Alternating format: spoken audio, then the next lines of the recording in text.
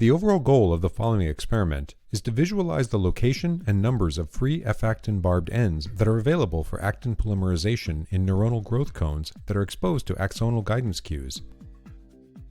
This is achieved by first bathing neurons cultured on coverslips in a saponin-containing buffer to make the growth cones permeable.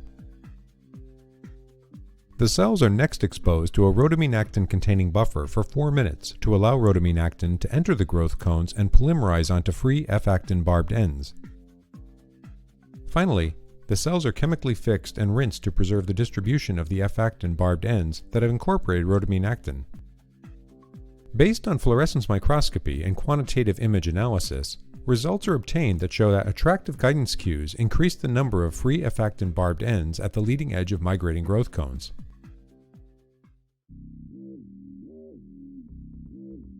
Hi, I am Paul Letourneau from the Department of Neuroscience at the University of Minnesota Medical School. Today we're going to demonstrate preparing cultures of chick neuronal growth cones. We'll demonstrate a method to visualize in growth cones the barbed ends of actin filaments, which are the dynamic cytoskeletal components that drive axons forward as they navigate through embryos to their synaptic targets. Though we use this method to investigate actin dynamics in nerve growth cones, it can be applied to other motile neural cells, such as glia, neural crest cells, or migrating neurons. Demonstrating the procedures today will be laboratory members Bonnie Marsick, a postdoctoral fellow, and Jose San Miguel Ruiz, an MD PhD student.